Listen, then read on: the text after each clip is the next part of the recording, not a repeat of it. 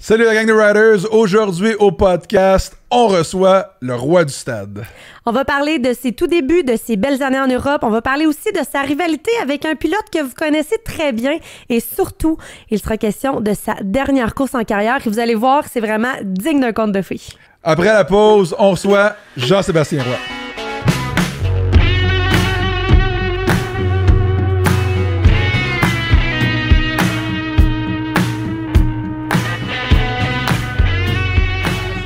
Live du Faubourg dans le studio de MotoX Podcast avec Andréane. Allô? Ça va? Ça va, toi? Yes.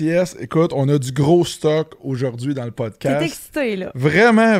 Non, mais vraiment content. Puis je suis sûr que tous ceux qui nous écoutent trippent autant que moi. Si vous trippez pas, vous n'êtes pas un vrai gars de motocross, là, parce qu'on a du gros stock aujourd'hui. On va parler de plein d'histoires vraiment écœurantes avec nul autre, le seul et l'unique, le GSR, Jean-Sébastien Roy, hein? Yes, sir. Cool, vraiment cool, tu m'as invité. C'est une des premières podcasts. Hein. Ben oui, ben là, écoute, on te sort des moules limites, on te voit plus à nulle part. Oui, en effet, tu m'as sorti l'autre fois avec un Instagram. C'est vrai? C'est vrai. Une chance, c'était là, sinon pas personne, tout le monde m'oublierait. Ben oui, c'est ça, je m'occupe de tes relations publiques. Dans la facture. Yes! T'aurais pas dit ça.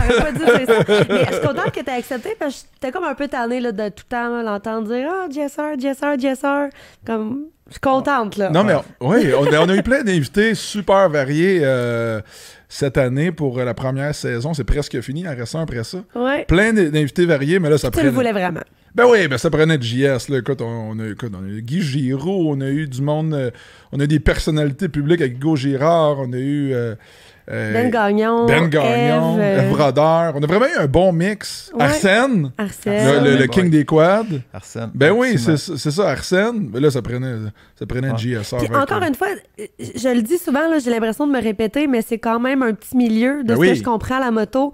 Puis tu fais partie des personnes qui revient tout le temps. Ton nom revient tout le temps. Je pense qu'il n'y a pas un invité qui n'a pas eu une histoire en lien avec toi. Ben, tout ça que tu as nommé, soit qu'on a fait un événement ensemble ou qu'on était à la même événement. Ouais. J'ai touché à plusieurs générations dû à mon âge. Et puis, regarde, c'est peut-être pour ça que mon nom rebondit un peu partout. Ouais. Puis, c'est vrai. C'est vrai. Puis mais c'est le fun dans ce temps-là. Avec nous autres, on a fait, c'est pour ça. Hey, mais là, on va commencer du début. Parfait. Puis là, t'es qui, toi? Qu'est-ce que t'as fait dans la vie? Non, mais ça, le monde le sait. Écoute, si vous connaissez pas GSR, googlez son nom. Vous êtes pas dans le bon podcast. Mais comment l'amour du motocross a commencé pour toi? C'est-tu ton père qui en faisait? Comment ça a starté tout ça? On est à la campagne dans les années 70. Mon père, j'aurais pu t'emmener une photo de ça. Vous auriez tombé en votre chaise. Mon père ne passerait pas les douanes en ce moment avec la barbe qu'il avait. C'était Ben Laden copie-collé. Peace and Love dans les années 70, grand jardin, grande maison, grand terrain, puis pas de sport d'équipe pour moi, c'était de la moto. Petite moto, mon père en faisait, de la moto de trial, la moto off-road. OK, il en faisait. M'a acheté une petite mon père en faisait. OK. Puis m'a ramassé une petite moto de mon cousin qui était plus vieux, d'1 an ou 2. Fait que là, on parle, j'ai 4-5 ans.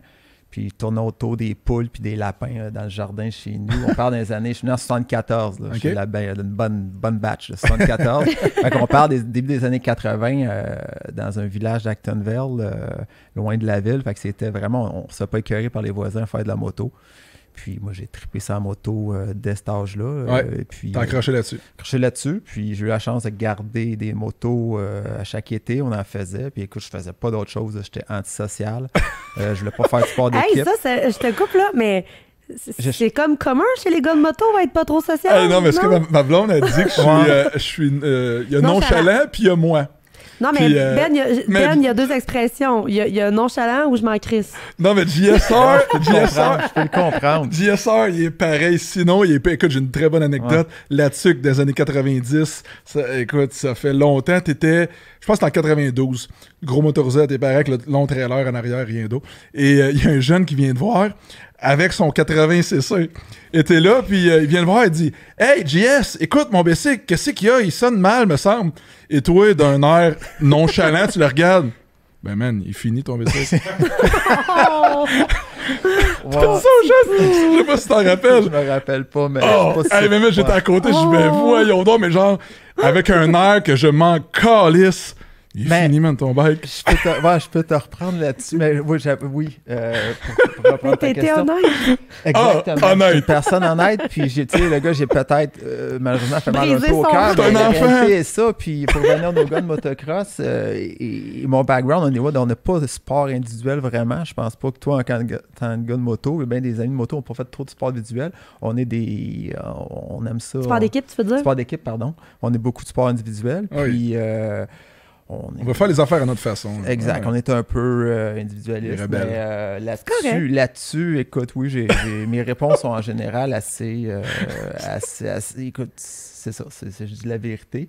Mais ouais, ce gars, j'avoue, c'est une bonne solide. Ça, j'aime ça de voir, il y a peut-être des bonnes histoires comme ça. Hey, y a-tu quelqu'un qui le connaît? On le retrouve, ce gars-là, voir si ça a comme brisé son rêve de faire écoute, la ça, moto. c'est arrivé quelques reprises. Tu sais, des fois, t'as des gars. Nous, on est, tu sais, je courais professionnel, là, fait que j'étais à haut niveau, on était habitué avec des motos neuves, racing, tout parfait, là, tu sais, ready to race, tout. Puis là, des fois, tu croises des gars qui t'amènent un problème de que sa moto, elle va pas bien, mais tu regardes la moto, tu te dis, man, c'est sûr, ça va pas bien ton bicycle, les chaînes sont finies, les roues écrochent, le tire fini, ta suspension, quand est-ce que ça a changé d'huile, le gars, il sait pas qu'il y a d'huile là-dedans. Tu sais, je veux dire, c'est sûr que ça Il est fini! Il est fini le bike. Il est fini. Hey, j'ai une autre anecdote qui me vient en tête ici. On remonte à 2007 au Stade olympique et il y avait un tournage de Musique Plus avec j'ai Marie Soleil en tête de Spam. Son nom m'échappe. Les belles années Musique Plus. Oui, exactement. Et là, elle fait le tour, moi, Guy Giroux, tout ça. Elle nous interviewe un peu. Et là, elle vient de voir. Et là, je pense que je suis en train de faire des pratiques, un affaire de même, puis c'est à la piste.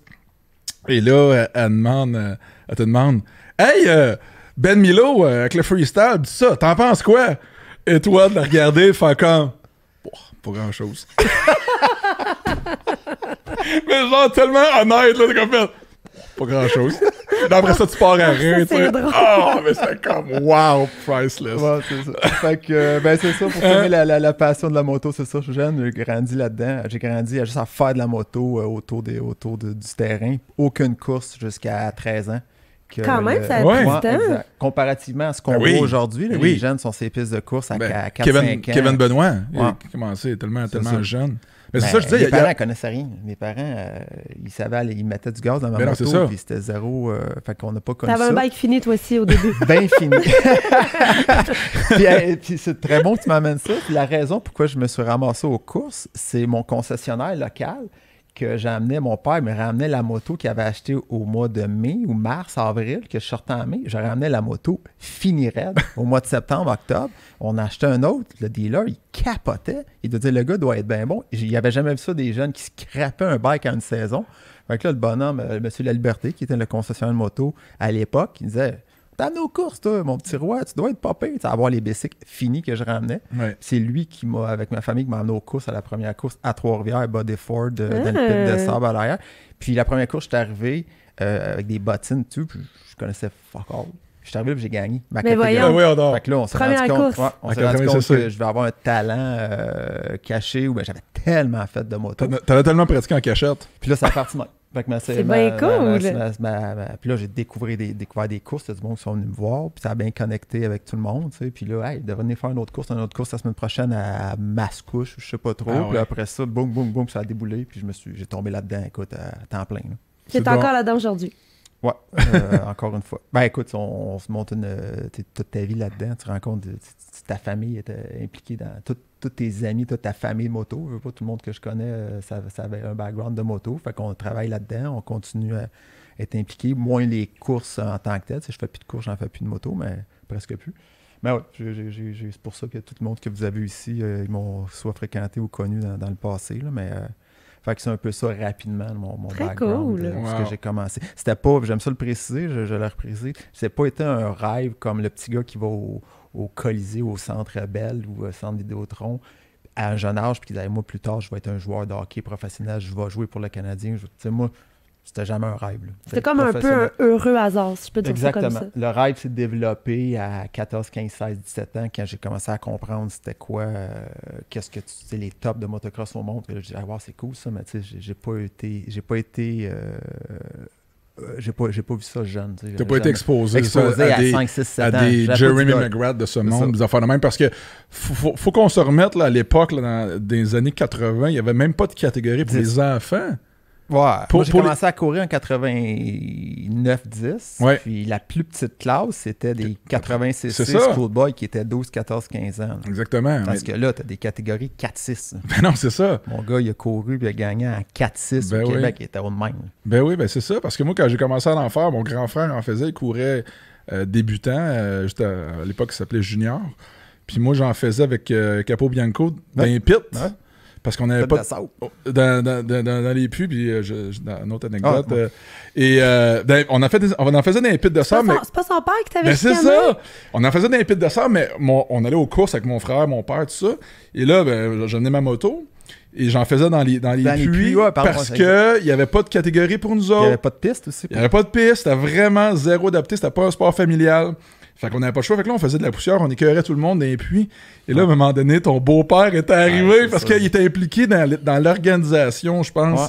Puis il est prof d'école, il est habitué de donner des claques avec des Chris. Et là, moi puis Michel Capobianco, on n'arrête pas, on fait des ronds dans les puits, puis on fait de la poussière, puis on écœure tout le monde. Et là, à un moment donné, son beau-père, il est tanné de nous voir rouler. Il vient voir. Les boys, no pit riding. Et ça a commencé là, le no pit riding. Arrêtez ça, là, vous faites de la poussière. Ça se peut bien. OK. Exact. Fait que là, de plus en plus que le sport devenu familial, les promoteurs puis ceux qui avaient les circuits, ils ont mis des petites pistes de côté pour les énerver, les plus jeunes qui essaient de défouler là. Puis le sport s'est civilisé. Et puis les catégories d'âge ont baissé jusqu'à en ce moment que... Au championnat américain, il y a des catégories, il y a des championnats nationaux américains de 4-6 ans. Mais voyons. Le jeune qui gagne un trophée 2 fois sa grandeur. Ouais. Puis, il y a des bonus, il y a des contingences, il y a des motos gratuites. Tout, c'est quoi, t'es rendu... Morgane dans 3 ans.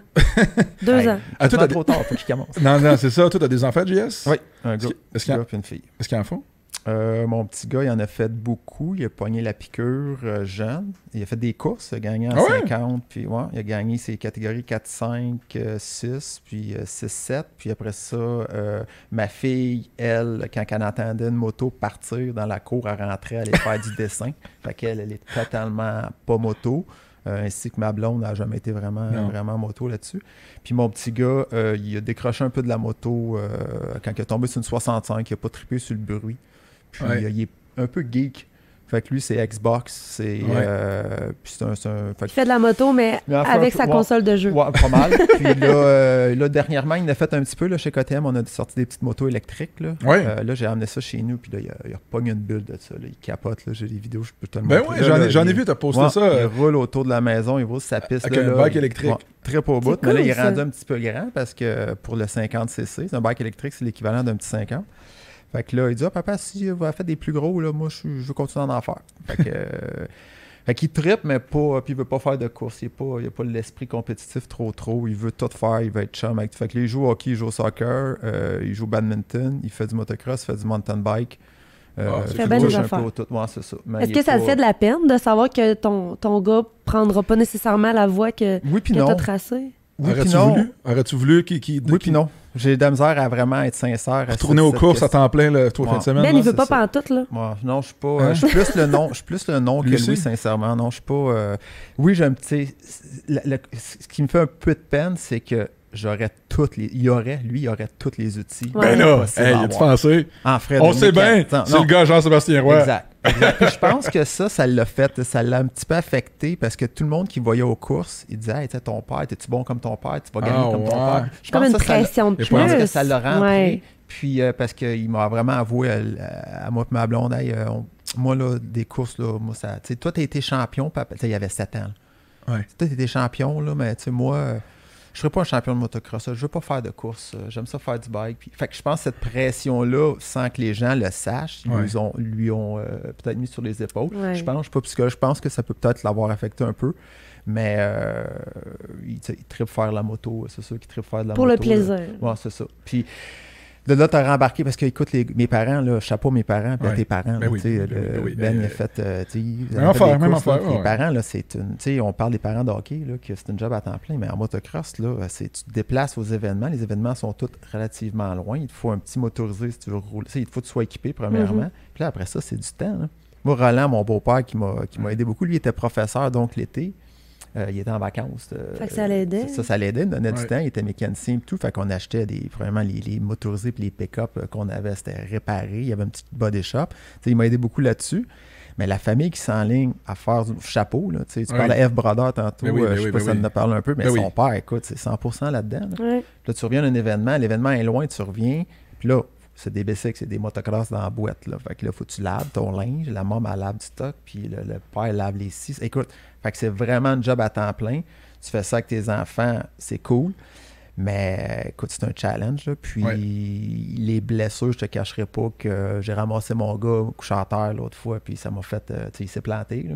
Ça doit être dur pour un papa, ça, de voir ses enfants comme ça, parce que t'en as vécu nécessairement des blessures, fait que t'es bien placé pour savoir puis pour comprendre qu'est-ce qu'ils vivent autant. Puis le risque que tu sais, écoute, je veux pas me mettre de break à personne là, qui sont là-dedans, là. J'ai passé par là, puis c'est correct, c'est juste que tu sais, je suis un peu père-poule, moi, être frère avec toi, là, avec mon gars, j'ai fait comme... Ouf, puis si tu sais dans quoi qu'il s'embarque, si tu veux qu'il soit bon, il faut qu'il en fasse beaucoup plus, puis il faut que tu fasses des pistes de supercross, puis tu veux qu'il y ait aux États-Unis, puis que tu sois bon en supercross, là tu t'embarques dans 4 minutes. Là. Non, mais c'est quoi, JS, c'est que nous autres, je peux pas le faire à moitié, il faudrait que ça soit all-in. Ben oui, non, c'est ça. Fait que c'est là qu'il était le problème.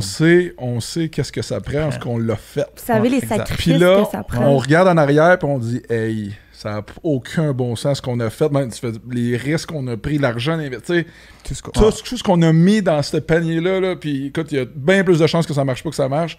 Tu fais, ça n'a aucun sens. Écoute, heureusement, ça a marché, on s'est bien débrouillé. C'est des exceptions, là. C'est des exceptions. Fait que là, tu te dis, hey, écoute, je vais-tu me rembarquer je sais que mon gars passe par là, Puis je le vois, on le voit beaucoup à jeune âge, qu'est-ce que ça prend, là. Moi, je travaille avec des coureurs de moto à journée longue, à semaine longue. Tu le vois à 10-12 ans, là, un kid de 10-12 ans. Puis l'autre à côté qui sont pratiquement aussi vite sur la piste. Puis tu vas le voir lui, il va se rendre plus loin à cause de son attitude, de son désir de gagner. Tu le vois, je les spot. Fait que tu sais, mon gars, s'il n'a pas l'esprit de gagner puis de prendre des risques, puis de lui, il laissait passer ses chums des fois sur la piste. Là. C'est cool, c'est cute, là, tu sais. Mais quand tu penses à long, dans ma tête, je suis comme, what the fuck, qu'est-ce que tu penses? Ah ouais, t'as ce que je veux pas, puis je me suis juré quand j'ai commencé à aller au cours, j'ai des parents qui me refont des commentaires. Là, moi, j'étais le seul parent de même, les bras croisés. Je checkais mon gars passer, puis des fois, j'étais comme... Quand il passait, je faisais ça dans mon gars, il me checkait avec ses gros yeux, des yeux noirs. Mon kid était comme, me checkait de même, je suis comme. Les autres parents, ça courait, les parents, le cardio, même à côté, les parents des petits dans 50cc, ça court autour de la piste, tu sais. Oui. Moi, j'étais bien calme, le monde me checkait, il était comme. D'après une couple qui se sont questionnés sur leurs esprits. Au patin, on dit des singes d'aréna. Des singes d'aréna. Tu sais, les parents qui virent un peu crackpot là, dans les estrades, là. Des singes d'aréna. C'est des pieds dad, je pense. En motocross. Il va se dire que là, JSR, il est bien relax, il regarde son gars aller, puis il l'encourage même. Écoute, j'ai des parents qui... Je trouve ça intéressant tout ça. Puis tu sais, tantôt, tu disais qu'au départ, c'est pas tant ça que tu voulais faire, puis c'était vraiment par plaisir. Puis je pense que c'est peut-être en quelque part ce qui a fait la différence, dans le sens où de plus en plus, puis de plus en plus jeunes, malheureusement, puis ça, c'est n'importe quel sport, les enfants, ils se mettent tellement de la pression. Les parents mettent beaucoup. Oui, c'est ça, c'est surtout les parents, en fait. Toi, tantôt, tu disais que tu le faisais vraiment pour le plaisir sans savoir vraiment que tu étais pour faire des courses un jour. Mais c'est la notion plaisir souvent qui se fait remplacer par cette espèce de pression-là. Puis, tu sais, ça en brise des carrières, la pression, malheureusement. Puis, c'est pas tout le monde qui est capable de gérer la pression. Aussi. Mais le plaisir, tu l'as bien dit, là, si le jeune, puis ça, c'est tout sport confondu, si les parents ont plus de plaisir que le jeune, il le sent. Puis il va se rendre compte un jour qu'il fait plus ça pour ses parents. Il faut que ça vienne du fond du cœur puis du jeune. Moi, ma passion, elle est devenue la moto. J'avais pas de but, j'avais pas de rêve au tout début, puisque je connaissais vraiment pas ça, mais de plus en plus, je l'ai fait, j'étais comme, oublie ça, là. Je mets tout de côté, je ne fais que ça, là. Puis je me couchais, je reparle plus tard, à 16-18 ans, je me couchais le soir, puis je pensais demain comment je pourrais gagner une seconde de plus sur ma piste de pratique, parce que je prenais tout en note de mes vitesses. Fait que là, j'étais comme, moi, c'était ça, ma vie était ça. Là. Puis j'allais prendre, des fois, j'avais 18, 20, 25 ans, là, j'avais une vie pareille, j'avais des chums qui prenaient de la bière. Là. Des fois, j'allais à un mariage, j'allais à des... Puis je me challengeais à soir, je ne touche pas à l'alcool. C'était-tu dur? Mais c'était dur, parce que, tu sais, je veux dire, j'aime ça prendre un peu un drink avec des amis, puis tout. Puis là, Puis écoute, j'ai des histoires à chaque fois, je vois du monde. Hey, tu t'en rappelles-tu, je t'avais essayé de te faire boire, puis tu voulais pas. Puis, tu sais, moi, dans ma tête, non, je me couchais parce que demain matin, il fallait que j'aille faire ma règle. C'est ça. Fait que moi, j'ai décidé de prendre cette direction-là. C'était un gros tournoi. C'était un gros avantage dans ma carrière parce que j'étais hyper discipliné sur la bouffe. Puis quand je joue l'alcool, c'est le party. Puis ce que les kids de 16, 17, 18 ans font. Ouais, c'est ça. Fait que écoute, je suis pas à plaindre. J'ai eu des bons temps pareils. Vous êtes sûrement repris après. Quand on s'en reprenait, on se prenait. Ouais, c'est ça. Mais tout est extrême un peu. Moi, j'étais un peu dans l'extrémiste. Fait que quand je me reprenais pas pire. Mais ça a resté que c'était le guideline jusqu'à l'âge que j'arrête à 33, 34 ans. C'était ça ma vie. Je faisais... Si ça pouvait m'aider dans mon sport, telle décision dans ma semaine ou dans la fin de semaine, ça pouvait m'aider pour une course, je la prenais, là, puis je faisais le détour. Wow. Hey, ça, c'est des très bons points pour des pilotes qui espèrent atteindre les plus hauts échelons. Là. Ouais, t'as pas le choix. Exactement. T'as pas le choix. Sinon, après ça, t'as des regrets. Puis tu peux pas vivre avec ça. Et voilà. Fait que les pilotes qui nous écoutent, là, ça vaut de l'or, ce contenu-là. Et moi, j'ai eu la chance d'aller chez GSR dans son terrain de jeu et tout ça. J'étais très privilégié parce que... Quand t'étais jeune, tu parles? Ouais, ça fait longtemps, là. Ça fait... j'avais été je pense que c'était en 2000. Puis GS faisait ses affaires de son bar. C'était comme... Il y avait comme son programme. Antisocial. Et voilà, c'était antisocial. Il était privé, il faisait ses affaires de son bar, il avait sa propre recette. Mais quand j'étais chez eux, je me suis rendu compte, wow, écoute, les outils qui s'étaient donnés pour performer, plantaient, écoute, tout le monde, et tu comprenais pourquoi ils étaient aussi dominants. Qu'est-ce que tu veux dire? Donne des exemples. Écoute, c'était des affaires que tu voyais aux États-Unis. Okay? C'était des setups que tu voyais en Californie, mais que lui, il y avait chez eux. Des obstacles. Actonville, t'arrivais chez eux. Écoute, premièrement, domaine, super grand terrain, garage double, la piscine relaxée. Mais je voudrais remercier ma mère et mon beau-père qui avaient acheté cette maison. Non, on va se le dire, c'était une esti de maison. Là. Une esti de setup. Là. Garage double. Fait que là, déjà, il était bien installé. Le garage était en arrière de la maison. Les portes de garage étaient en arrière. Fait que tu voyais rien en avant. Personne ne savait. Fait que tu s'en allais en arrière. Les deux portes de garage étaient là. Les bikes, t'avais mécanicien. Et là, il y avait pas un circuit privé à lui, il y avait 2 circuits privés à lui. Un circuit de motocross et un circuit de supercross. Et c'est là que tu as réussi vraiment à te démarquer et faire quelque chose que personne d'autre au Québec a pu faire, et même, je dirais, au Canada, parce que tu as vraiment pu te démarquer avec ce que tu as fait là. Explique-nous un peu, c'était quoi l'idée derrière de tout ça, là, tous ces investissements-là? Le circuit, un peu, bon, comme toi, avec ton parc Miloland, tu as compris un peu la même chose. C'est comme si tu veux performer dans ton sport. Je reviens, ce qui est facile, le joueur de hockey. Si tu veux que ton jeune soit capable de slapper puis de faire des passes, ben, les jeunes, ils ont des hockey, puis ils ont des balles, puis ils ont des bâtons. Ils ont des buts dehors dans la cour. Puis l'été, l'hiver, ben, qu'est-ce qu'on fait? On fait de la place dans le câble, il faut le rentrer là. Je voyais une vidéo de Crosby qui shootait sa laveuse à linge de son père à l'époque. Son père, il avait setupé ça. Fait que dans mon cas, j'avais pas le choix, il fallait une piste de moto. Puis le temps qu'en avoir une, mais là, écoute, il faut faire les bonnes obstacles, il faut qu'elle ait tant de temps, il faut l'élargir, il me fallait un petit bulldozer, il fallait un petit tracteur, fait que je n'ai acheté un petit tracteur, mais là, ma mère voulait pas que j'achète un bulldozer parce que tu vas mettre de l'argent là-dedans, ça brise, puis ci, puis ça. C'est plus rentable de le louer, fait que je me loue un bulldozer une fois de temps en temps pour faire mon circuit. Puis là, le stade olympique a pris de l'ampleur dans notre génération à nous. On était les chanceux qui a connu les belles années. Les belles années du stade, là, qui étaient, de 80, je te dirais, c'est plus vieux que moi, pareil, mais en 85. Moi, j'ai commencé au stade en 91, mais les années d'avant, c'était les grosses années jusqu'à la fin des années 90. J'allais aux États-Unis, je voyais ce que ça prenait comme circuit pour le circuit Supercross, c'était quoi. Fait que j'ai eu de l'expérience aux États-Unis sur des circuits. Puis là, j'ai dit, il faut ça chez nous. Je veux ça. Il me faut ça. Ben oui. C'est un outil que j'ai besoin si je veux gagner le stade, si je veux performer au stade. Fait que bon, on conçoit mon circuit, j'en avais 2, j'en conçois un pour le stade olympique. Puis j'investissais des milliers de dollars là, pour le préparer. Tu réinvestissais dans toi-même. Je réinvestissais absolument. Dans ta carrière, dans toi. Tu donnais les outils pour réussir. C'est sûr que j'avais la chance, j'avais fait des courses dans l'année, j'avais des sous un peu. Fait que j'étais comme, bon, si ça coûte 5, 6, 7 000 faire la piste, je vais la faire. À la fin de ma carrière, bon, j'allais rechercher un peu avec les écoles, mais les premières années, je ne voulais pas personne, premièrement, qui venait pratiquer chez nous, je voulais la garder pour moi. Puis ça me coûtait un 5-6 000 $ avant l'événement du stade que je pouvais perdre ça. C'est gros des sous, puis c'est pas gros, tout dépendant comment tu vois ça. Mais il y a 10-15 ans, 5 000 $ c'est de l'argent, hein? Pour préparer ta piste pour 15 jours. Là, j'avais 15 jours de moto que je faisais. J'en faisais parce qu'on courait aux États-Unis jusqu'au mois d'août. Puis là, le stade arrivait fin septembre. Fait qu'on faisait la piste de Supercross. Fait que c'est sûr que quand tu es venu voir ça, je m'étais fait faire une grille de départ en métal. Une gate. Oui, une gate. Fait là, j'avais un plywood. Mon père venait me faire des départs ou peu importe qui était là, pratiquer mes départs parce que si tu sors pas en avant, fait qu'il fallait une gate parce que si tu sors pas, si t'as pas un départ en avant, tu te fais péter. Fait que j'ai investi là-dessus. Mon autre circuit de motocross qui était plus loin dans le rang, même chose. C'est tuyau, c'est défriché, c'est arrosé pour pas que le gazon pousse, c'est de faire venir un bulldozer. Il y a des orages, tu refais venir une pelle, va remonter la terre qui est tombée dans le fond des fossés. J'étais à peu près entre 10-15 000 par année d'investissement sur des pistes. Là. À moi. On dirait que ça me rassure parce que, tu sais, des fois, ça me tape un peu ses nerfs là, de savoir que mon chum est tout le temps dans son estige de bulldozer. Je suis comme, voyons, ça fait 3 semaines que tu gosses là-dedans, elle doit être belle ta piste. Ouais, mais tu sais, c'est ça me rassure un peu de savoir que.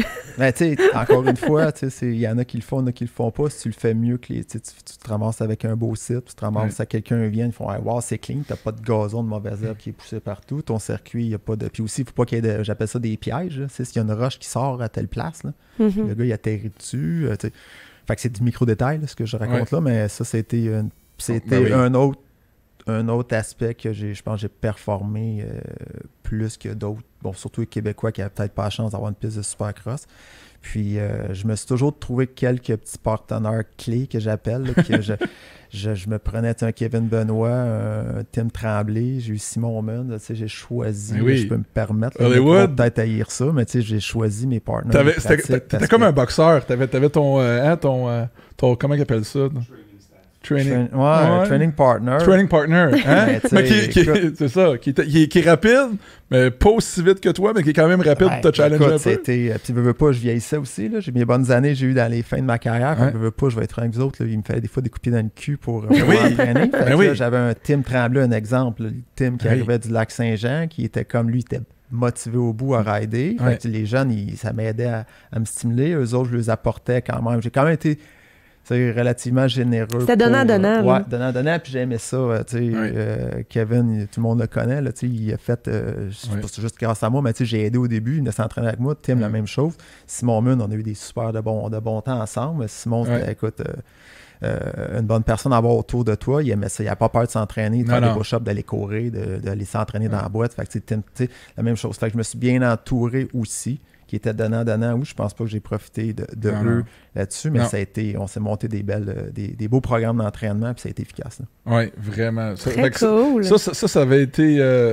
c'était assez impressionnant de voir les opérations, le behind the scene qu'on voyait jamais. Puis quand j'avais été chez vous, j'ai quand même fait « Wow, OK, les gars, il a vraiment investi dans son setup, ça va vraiment ouvrir les yeux, OK. » c'est ça, puis au US, excuse, si tu vas au US, les gars, c'est sûr que c'est plus les mêmes, il y a 0 ou 2 de plus au bout des revenus, là, mais les gars, ils ont des sites, là, tu penses qu'ils passent 2 semaines dans son bulldozer, là, mais les gars, ils ont des méga, des 100 mais il m'en a montré un l'autre fois, là, le gars, il vend sa maison, là, je sais pas quoi, là, il y a genre un ranch au milieu de nulle part de je sais pas combien de millions avec la piste de motocross qui est comme la maison vaut immense. La maison vaut 200 000, le site en vaut 1,5 parce que le gars, il y a des garages, il y a de l'équipement, il y a un système d'arrosage, il y a des lumières. C'est au milieu de la swamp, de la Georgie ou de la Floride avec des mosquitos puis des snakes. Là. Ouais, c'est malade. Mais l'autre affaire que ça m'amène à parler, c'est bon, t'as tout le technique sur le terrain, puis tout ça, puis t'avais pas peur de réinvestir dans ton setup. Mais ce que je retiens un peu de ta carrière, c'est bon, tout le monde te connaît, super bon pilote, les champions canadiens. Mais moi, dans mon cas, comment je regarde ta carrière, puis ce que je me dis, c'est que t'as été le premier vraiment à ouvrir les portes pour les Québécois à l'international. Il n'y a personne avant tout qui avait vraiment fait ça. Même au Canada, il n'y a personne qui a amené ça au niveau où toi tu l'as amené. Puis je pense à toutes les courses que tu as faites, toutes les courses que tu as participé, puis la mentalité aussi que tu avais en arrière de ça. Aujourd'hui, les pilotes, ils se concentrent pour le championnat canadien. Ils veulent rien faire d'autre. Ils veulent juste faire le championnat canadien. Ils ont peur de se blesser le reste du temps. Jean-Sébastien Roy, c'était le contraire. C'était où c'est je peux courir en fin de semaine. Il n'y a plus de course. Le championnat est fini. C'est pas le temps de prendre un break. C'est le temps d'aller courir en Europe. Parce que là, il y a des supercross à Paris, en Allemagne, en Angleterre, peu importe. Et ça, c'est hot ce que tu as fait. Et moi, j'ai beaucoup appris de ça parce que je t'ai vu aller, puis on a voyagé un petit peu ensemble. J'ai fait « Wow, OK, les gars, il y a plein de contacts. C'est pas pour rien. » Tu comprends qu'ils se ramassent partout, même dans le monde. Puis ça, c'est très hot ce que tu as fait parce que même si on regarde des gars dans l'Ouest canadien, des Blair Morgan, des Darcy Lange, des gars qui ont très, très bien fait aux États-Unis, c'est jamais des gars qui ont drivé le côté business comme toi tu l'as fait. Puis ça, je pense, le monde qui nous écoute, il faut qu'ils prennent des notes. Les pilotes de motocross, il faut qu'ils prennent des notes sur comment Jean-Sébastien Roy a runné et a dirigé sa carrière. Parce qu'il n'y a personne qui l'a fait comme toi. Et ça t'a amené, à pousser ta carrière d'une couple d'années sûrement avec le nombre de courses que tu as faites puis te faire inviter à gauche et à droite. Explique-nous un peu c'était quoi ton, si tu veux, ton thinking en arrière de ça. Ben, disons que ma liste de contacts, j'ai changé de téléphone récemment, j'ai fait un ménage de mes contacts, puis j'étais comme, wow, je fais mes affaires, c'est comme le promoteur en Grèce, à Athènes, j'étais comme le gars d'Allemagne, un gars qui habite à Londres. Amsterdam aussi, on a vu ça. On était de passage là, plus qu'autre chose. On a eu des courses en Land à plusieurs reprises. Il y a quelques supercross qu'il y avait en Land, puis on était à Amsterdam souvent pour, sûrement pas les raisons que bien des gens pensent, mais on était là parce que KLM, qui était l'une des plus grosses compagnies aériennes de l'époque, voyageait Montréal-Amsterdam. C'était tellement facile. D'Amsterdam, t'allais n'importe où dans les Europes. Fait que non, l'Europe, la première fois, j'ai été à Oslo ou Copenhagen. J'avais 16 ou 17 ans, là, je sortais de la jupe à ma mère, même à cet âge-là, j'étais gars à la maison et tout. Puis c'est Vaillancourt, Carl Vaillancourt, qui avait été invité là-bas par un promoteur qui nous avait connus. Puis il avait besoin de 2 riders. Darian Millet avait besoin d'un autre rider. Moi, j'ai été invité avec Carl. On est allé là avec les Mike Jones de ce monde. Puis tout, Jeff Glass. Ça s'était pratiquement battu dans l'avion. Une autre histoire, un autre podcast. Fait que là, après ça, j'ai fait comment c'est malade en Europe, ces courses-là. Surtout que les courses étaient souvent après notre saison, qui était souvent à l'automne. Je ne me demande pas pourquoi je faisais des courses en Europe en automne. Puis là, j'ai fait comment c'est malade. Là. Puis je veux pas, je suis quand même assez social, point de vue avec le promoteur, puis le mécano, l'équipe. Je connectais bien. Là, je restais en contact avec eux. Puis je me suis fait réinviter l'année d'après. Puis là, j'ai pris... puis là, rendu là-bas, les contacts sont partis. On disait, hey, mon chum, il fait une course en Belgique 2 semaines après. Si jamais ça te tente, ça peut être cool. Parce que veut pas, on parle français, anglais. Oui, c'est ça. En Québécois puis Canadien, on est très bienvenus. Autour de la planète, là, en tant que voyageur, athlète ou pas athlète. T'es plus unique. Que t'as la flavor internationale, puis t'es pas comme les Américains, il y a tellement de bons pilotes américains que t'es un parmi tant d'autres, tandis qu'un Canadien, Québécois, francophone, ben là... Puis après ça, qu'est-ce qui m'a aidé beaucoup, c'est ma présence en sol américain, en supercross américain des années 90. J'étais comme champion canadien ou top canadien, mais j'étais connu aux États-Unis, puis eux, ils faisaient des courses internationales. Fait que le gars de Hollande, c'est cool quand il y a sa programmation du week-end, c'est comme des Américains, un Finlandais, un Canadien, un bûcheron, on a nommé tous les noms.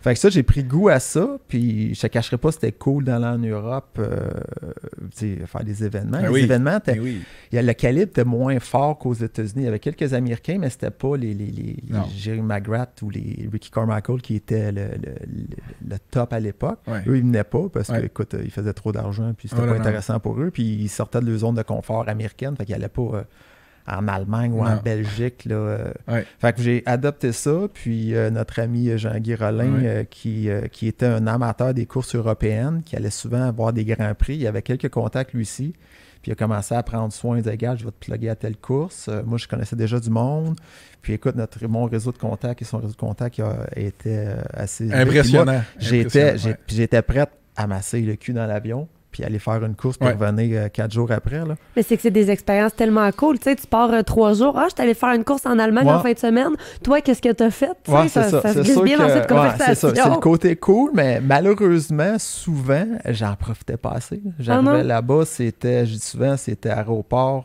taxi, hôtel, track. Puis souvent, il y avait la piste de moto, c'était des halls, c'était des stades, c'était des mini-stades, ils étaient collés sur l'hôtel. Puis, écoute, premièrement, tu arrives en Europe, ton décalage horaire, tu veux te préparer pour être en forme pour la journée de la course. On faisait le party, bien sincèrement, la dernière journée. Puis trop cave un peu à l'époque, disait on va passer 3 jours de plus à Oslo, mais on prenait l'avion le lendemain. Fait qu'on faisait le party le soir de la course. Puis moi, j'ai amené plein de pièces sur ma moto. Fait que la course finissait à 11h. Tu défaisais, t'amenais tes suspensions, tes guidons, tes freins. J'étais piqué un peu, j'amenais mon frein d'en avant, j'amenais plein de trucs, là, c'est du micro-détail. Là, mais là, tu défais ta moto après le samedi soir, parce que tu voles avec toutes tes pièces.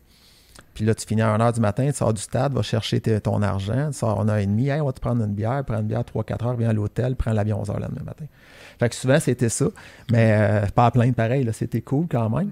Et puis, j'ai rencontré un groupe en Allemagne qui avait un championnat relativement pas mal structuré en Allemagne du mois de novembre, décembre, janvier.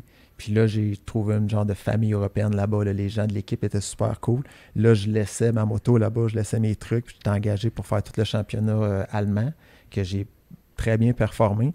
Puis le championnat allemand, il y avait beaucoup de promoteurs de l'extérieur qui venaient, parce que le gars qui faisait le championnat allemand, ça buvait de la bière, c'était le party, puis il y a plein de monde qui aimait ça, des promoteurs, les gens allaient là. Puis là, tu rencontrais promoteurs Tu sais, je me suis fait inviter pour aller courir à Athènes le samedi soir après une course que j'avais fait un podium à Leipzig ou à Dortmund en Allemagne. Le gars, il disait, on fait une course dans 2 semaines, veux-tu venir? J'étais comme... OK. Amen! Amen! Mais là, moi, la question qui brûle les lèvres sans doute de tout le monde, est-ce que c'est toi qui payais tes billets d'avion à chaque fois ou c'était les promoteurs qui t'invitaient et qui payaient toutes tes dépenses à chaque fois? Ouais, c'est ça. Tu payais-tu pour aller aux courses ou tu étais payé pour aller aux courses? Moi, j'ai toujours été un petit peu différent, puis peut-être businessman plus que d'autres. Souvent, le deal, c'était ça. Les promoteurs payaient le billet d'avion. Puis là, il bookaient le billet d'avion, la secrétaire bookait le billet d'avion, puis l'Américain, il arrivait, il attendait son billet d'avion chez eux sur le billet d'avion, puis il s'emmenait à la course. Moi, j'ai viré ça de bord, j'ai dit, mon prix, je charge tant de 1000 $ pour me déplacer, tu me le donnes, puis je m'occupe de tout. OK. Fait que le promoteur dit, hey, ben oui, parce que souvent, le gars, il se faisait payer le billet d'avion, puis là, s'il décidait de ne pas se pointer, ou l'Américain, il décidait de ne pas y aller, ou je parle en américain, ça peut être n'importe quel... Fait que là, le promoteur, il se ramassait avec des billets pas payés, puis c'est tout le temps l'asile. Moi, ça, c'est wise, ça, parce que, tu sais, s'il y a un 400 pièces de différence entre le aussi, soir ou le lendemain matin, tu choisis ton vol. Exact, c'est toi qui le book. Puis aussi, c'est que si tu es en Allemagne, puis il y a une course en Suisse, puis je décide de passer la semaine chez un de mes chums Obelisco qui habitait dans un vignoble pas loin de près de Lyon. J'avais passé 2 fois une semaine là-bas, c'était malade. Obelisco, fait que je disais, regarde, je vais. Puis là, j'étais en Allemagne avec lui. Je vais rester chez Yves. Moi aussi, JS, je vais faire la course je sais pas, à Madrid. Moi aussi, je passe la semaine. Fait que là, je prenais l'Allemagne, je passais la semaine en France avec lui, puis on allait à Madrid après, mais le promoteur, lui, s'en fout, t'as pris l'avion ou pas, fait que j'avais un prix. Ça, c'était un bon mototruc. C'est un très bon mototruc. Ça, j'ai fait ça quelques fois. Ça a été des beaux... j'ai fait les deux, tu sais, in and out. Là. J'ai été un coup en Floride, j'ai été faire 2 courses à Manchester et puis à H2O au Stadium à Londres. Puis j'étais en Floride, puis j'ai eu l'ingénieuse idée de faire un aller-retour les 2 fois. Là. Fait que, tu sais, j'ai pas voulu passer la semaine en Angleterre parce que ça coûte un bras. Deuxièmement, il mouille. Puis à chaque fois que je vais en Angleterre, je suis malade parce que je suis malade de la bouffe, parce que les autres, ils frient tout. Puis moi, je suis bien poule de luxe avec la bouffe. Fait que j'étais malade à chaque fois que j'étais en Angleterre. Fait que là, j'ai fait Orlando, Manchester. J'ai couru à Manchester. Je suis revenu à Orlando. J'ai passé 2-3 jours. J'ai remonté à Manchester. J'ai remonté à Londres. Fait que souvent, c'était ça. Mais il y a des fois que j'ai passé des semaines là-bas. Fait que overall, l'Europe, j'avais pas peur de donner mon nom pour aller faire des courses. Ça m'a amené... J'ai pas été en Asie, mais j'ai fait... pas mal tous les pays d'Europe. J'ai été invité à l'île de la Réunion. On est allé à Saint-Martin. On s'est fait inviter en Grèce. Après ça, les Bermudes. Fait que j'ai eu la chance d'aller de faire quelques événements même qui sont vraiment, vraiment... C'était vraiment cool. Mais ça te gardait actif. C'est ça. Puis là, j'allais faire les championnats américains. Là, après? Mon record était 43 week-ends de course. Wow! 43, écoutez ça, 43, la gang. Ça, 43 week-ends de course en arrière de la cravate. Ouais. Mais là, c'est des week-ends de 2. Tu sais, Bercy, on allait faire Bercy, c'était 3 soirs. Ouais. C'est un week-end. Tu faisais ça à temps plein, là, carrément. C'est pour ça que je couraillais, le verbe courailler. Les courses, on va être clair, les courses. Puis je faisais 35-40 week-ends, là, j'ai fait ça, je te dirais, une dizaine d'années. Non, mais je comprends, tu avais juste pas le temps de virer des brosses. Elle n'a pas le temps. Elle n'a pas le temps, pauvre lui. J'ai pas le temps d'être hangover 2 jours. Pas de temps à perdre. Ah oui, on a un vol à prendre, on s'en va à Orlando. Pas de temps, avec des vols à prendre. Puis des vols à prendre, hangover, j'ai déjà fait. Ah non. Ah, tu penses que c'est quoi? Je vais dormir dans l'avion. Ouais, yes sir, chin. On dort dans l'avion, ça marche. Moi, ça fonctionnait pas. Mais tu parlais de Saint-Martin, c'est drôle. C'est la fois qu'on s'était presque croisés. Ben oui. Parce que moi, ma meilleure amie, elle habite à Saint-Martin, la marraine de Morgane, puis on voyait là, justement là, des pamphlets et des pancartes partout sur l'île. Toi, je te connaissais pas à l'époque, mais tu sais, Ben Milo, c'était un nom qui me disait quelque chose. Je pense que c'était la semaine avant ou la semaine après de nous. Puis ça fait longtemps, c'était dans mes premiers voyages, ça fait quasiment 10 ans. Ben, on était là en 2000... ça, Saint-Martin. 2007, on s'était fait inviter. 2007, c'est ça. On s'est quasiment croisés là-bas. Ah, puis moi, j'ai tombé en amour, je retourne là presque à chaque année. Mais t'étais là la dernière fois aussi, on t'avait parlé, je pense. Vous arriviez, puis je partais. Ouais, c'est ça. Vous autres étiez côté hollandais. Ouais. Mais non, en tout cas, tout ça pour dire que Gia, je te lève mon chapeau parce que t'as vraiment runné ta carrière comme une business. Ouais, absolument. C'est ça que, je pense que c'est ça qui a fait de la différence. Du fait que tu t'es rendu tellement loin, t'as tellement fait de contacts, ça t'a tellement, amené beaucoup autant du côté du sport, mais aussi monétairement, veux pas, faut que tu fasses de l'argent, là.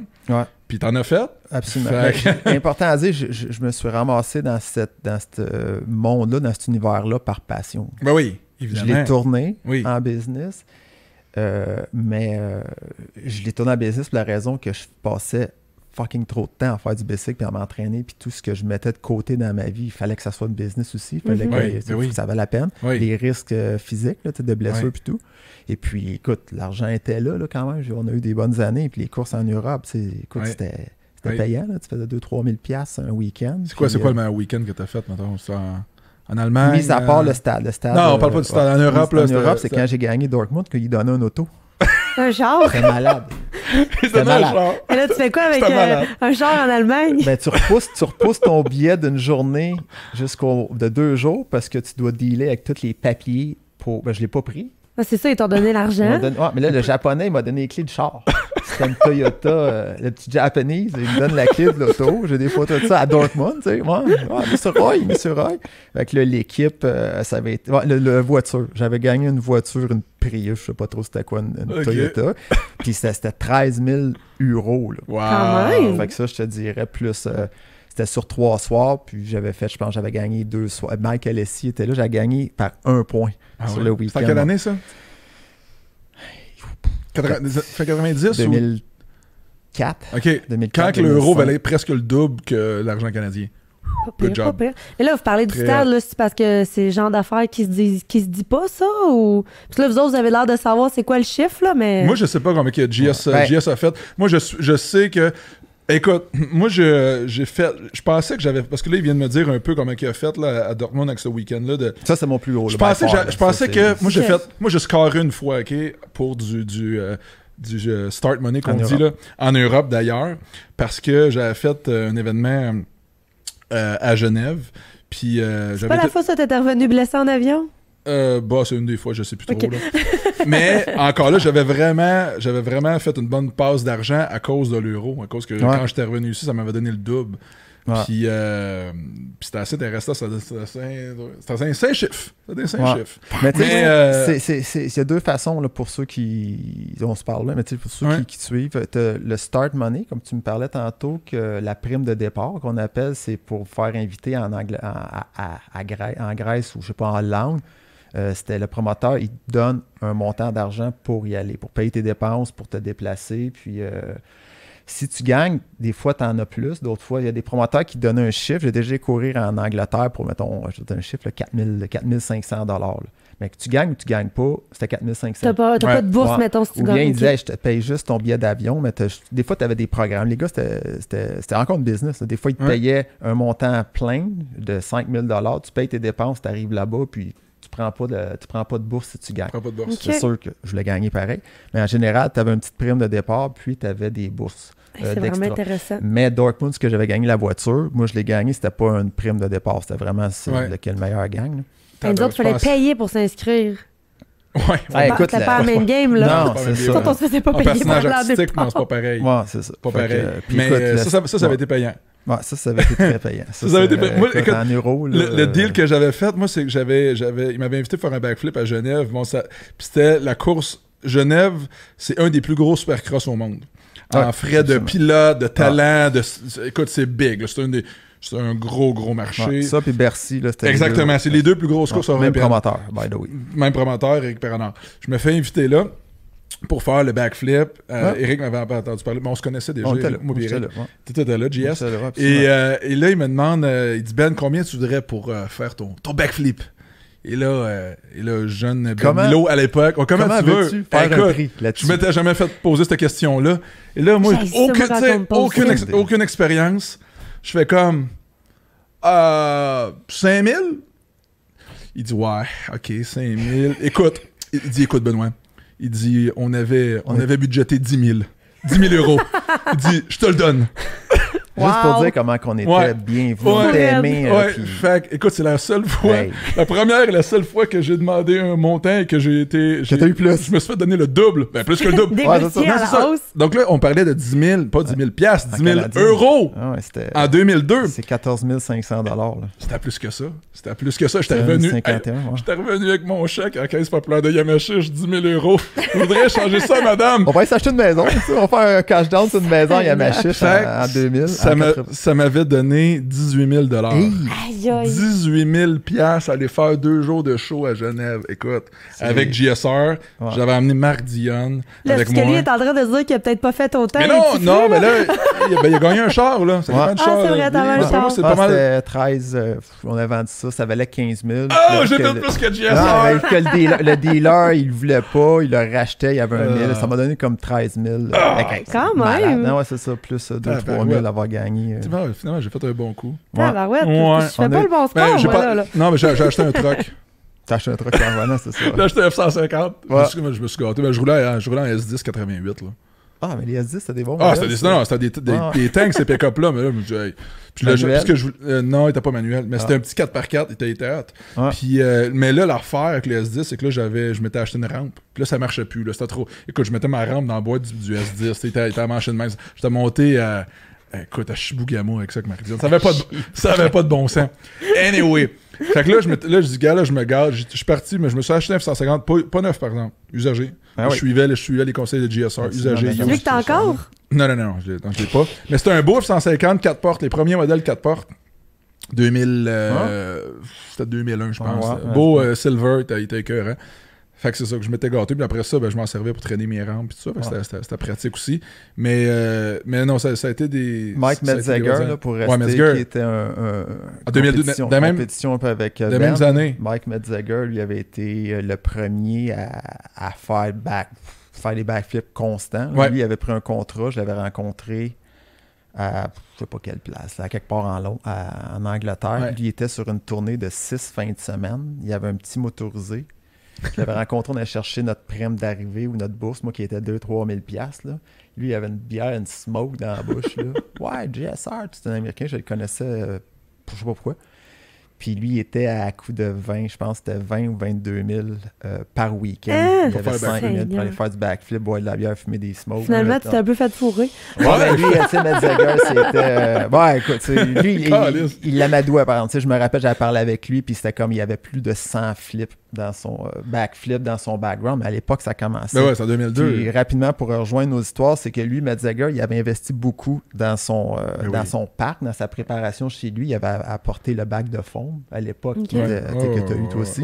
Mais lui, il était juste avant-gardiste, puis lui, sa carrière, il l'a flippé beaucoup en business. Ben oui. Fait que lui, il avait investi, fait qu'il était en Europe, il avait 100 quelques flips de fait. Quand il faisait son backflip, lui, c'était tout under control, tout était smooth. Oui. Puis Ben Zager, il avait des tattoos, tu sais, il trippait. Ben non, mais c'était un icône du freestyle motocross, il y avait le nom, là. Ouais, lui, il faisait vendre des étiquettes, là. C'est ça. Fait qu'il monnayait son nom très bien. Puis il faut le faire. Lui, il avait un citron dans les mains, puis il l'a pressé autant qu'il a pu. Pareil comme ce que tu as fait, avec ce que tu avais, avec les outils que tu avais. Tu avais un citron dans les mains, de même, tu sais.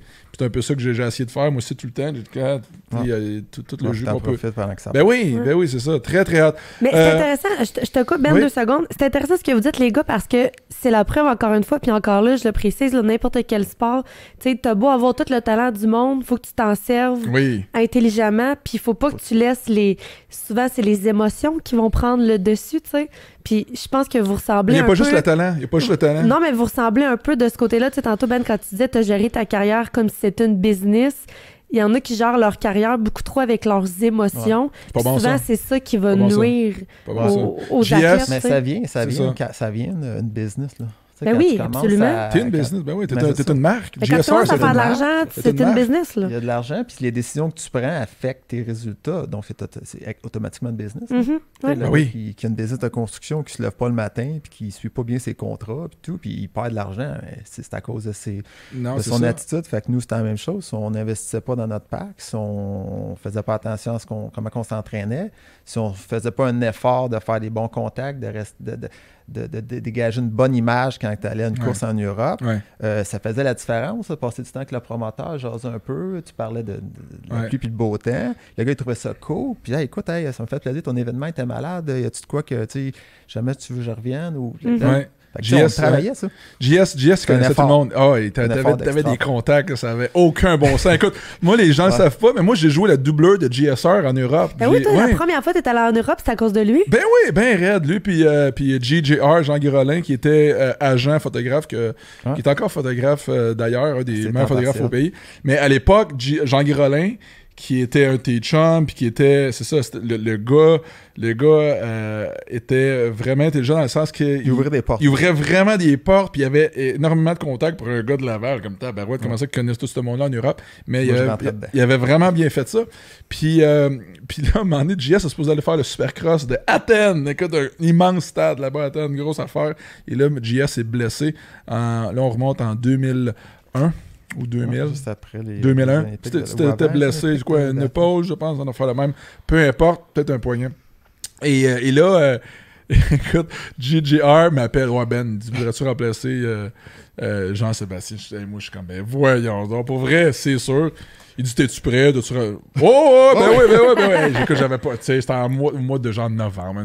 L'affaire de même, là. Saison finie, c'est ça. Hey, j'embarque dans l'avion, je m'en vais là-bas. Et écoute, je peux pas dire que je t'ai bien représenté sur la piste, mais je t'ai bien représenté dans le concours de saut, par exemple. Ça j'ai gagné. Ça j'ai gagné le concours de saut. Et là, l'équipe Honda là-bas, écoute, ils ont bien pris soin de moi, tout ça. Et là, s'ils s'attendaient à avoir un Jean-Sébastien, je pense qu'ils ont été déçus. Sauf que je me suis repris dans le concours de saut, puis j'ai volé le show, j'ai gagné le concours de saut à Athènes. Il n'a pas payé pour rien pour t'inviter là-bas. Non, mais ça a commencé de même. T'as sauvé la mise. J'ai sauvé la mise. J'ai sauvé l'honneur de Canadien de Jean-Sébastien dans le concours de soins, mais je m'étais planté, là. Je l'avais échappé. Le bac s'était ramassé dans les clôtures. La paille, j'avais smashé la paille. Dans le concours de saut? Non, dans les courses. J'avais un CR 250 2001 flambant neuf. Flambant neuf, le bike, mon gars, crispy, tout ça. Là, je roule, mais c'est une bonne track, là. C'est une bonne track technique. Ouais, je me rappelle que. Mais là, j'arrive là, pas en forme pour 500, tu sais pas. Non, le mois de novembre, pas de moto ici, puis c'est ça. Mais là, j'essayais d'obtenir des points, j'étais mort. Je l'échappe. Le bike, il part, mon gars. Il arrive dans les poteaux des clôtures, smash la paille, les Grecs qui se demandaient qu'est-ce que c'est ça, parce que quand on va courir en Europe, on n'amène pas nos motos. Là-bas, c'est un concessionnaire qui est associé avec l'organisateur. En tant qu'organisateur, le gars, il organise une piste, mais une course, un événement, mais il a besoin d'associations avec des dealers locaux. Parce que là, il invite un Américain, 4 Américains, il y en a 2 Honda, il y en a 2 ou 3 avec une autre marque, mais là, il faut qu'ils trouvent ces motos-là. Fait que là, tu débarques à Athènes. On prend Athènes comme exemple, puis là, les gars, ça parle à moitié anglais, puis là, ils te prêtent une moto, mais là, c'est leur moto. Mais toi, t'arrives de même, puis tu fais un wing kitting, tu plies le bicycle en deux, tu fais comme, sorry, dude. Désolé, mais les autres sont comme, si tu gagnes, puis t'es cool, ça lui dérange pas trop de payer des pièces, mais si t'as pas gagné, mais là, t'as gagné le concours de saut, c'est correct, ça a bien fini. Mais tu sais, des fois, il y avait des histoires d'horreur, là. Le gars, ben là, mon bicycle est plié, puis là, il faut des pièces, c'est qui paye? Je fais comme, ben moi, c'est le promoteur qui m'a invité. Fait que ça, c'était des fois, il y avait des zones grises un peu. Mais c'est drôle parce que c'était Jean-Guy Rollin, moi, qui m'avait booké là, qui faisait tout ton booking en Europe. Et Jean-Guy était venu. Et et il était venu, puis il avait fait la rencontre du promoteur du championnat du monde de freestyle motocross qui était des Allemands. Ouais. Puis ils avaient rencontré là-bas, puis il dit Ben, j'ai parlé à du monde, des Allemands, puis ils font du freestyle, puis tout ça, ils font un championnat, mais assez de te booker. Puis tabarouette, il a réussi à me booker dans ce championnat-là du monde de freestyle qui s'appelait le IFMXF. Et ça a été après ça, je te dirais, un stretch de 5 ans que j'allais en Europe à côté, ben comme toi, l'hiver. Soit j'allais aux États-Unis, soit j'allais en Europe à chaque fin de semaine. Je prenais l'avion, je m'en allais. Puis là, avec GGR, on a fait le même setup que je qu'il a fait avec toi. On prenait KLM, on atterrissait à Amsterdam. Et là, ces gars-là, lui, il rit, là, mais GSR puis Jean Guirolin, ils connaissent Amsterdam. Et voilà, ils connaissent Amsterdam comme le fond de sa poche. On se prenait des bicycles, puis on allait trasher un peu. Hey, t'as-tu vu sais-tu quand j'étais habillé? C'est quoi? C'est la version grunge de GSR, c'est ça? Ou un télo? Pas trop sûr. Mais oui. Mais moi, Ben m'avait amené à Amsterdam un moment donné, puis... dans le red light, pour pas le dire. Ben oui. Tu sais, comme quand tu tournes le coin, puis tu sais pas que c'est ça qui t'attend, l'autre bord du coin. Hey, tu fais le saut quelque chose de rare. Hey boy! JS, lui, il allait à Amsterdam comme il allait à Laval. Là, c'est comme, à toi, fin de semaine, comme si de rien n'était. Malade. J'avais accumulé, je pense, avec KLM, j'avais accumulé 295 000 air miles d'affaires de même. C'était fou. Ça, c'est à Saint-Martin. J'aime mieux mon style, là. C'est un peu plus chill, un peu plus cool. Vous aviez quel âge là-dessus, les gars? Vous avez de l'air tout jeune. En 2007. Ben, il y avait presque pas de tatou. 35, 34, 35 ans, là, 32 peut-être, là, peut-être plus 32 ans. Tu vois que ça, c'était chill, là. Ça, c'était... c'est un autre beat. On salue les bas dans les gogones. T'es pas trop stressé, là. C'est entre deux courses, là. Ouais, mais là, c'est ça, là. Ben, moi, j'allais pas à l'aéroport ou en public de même. C'est comme baseball pour. Bon, Saint-Martin, c'est pas grave. Adrien? Oui. Tant qu'à parler des photos, faisons donc la chronique réseaux sociaux. Est-ce que vous avez tombé y en a-tu des stickers dessus ou pas? Regarde-moi ça, de la pizza. J'avoue, c'était Lime9 qui avait fait ces graphiques-là, puis il m'avait dit, veux-tu quelque chose de corpo ou quelque chose de plus wild?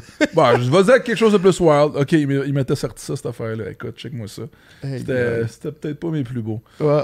Mais oui, JS, es-tu réseaux sociaux? J'espère que oui.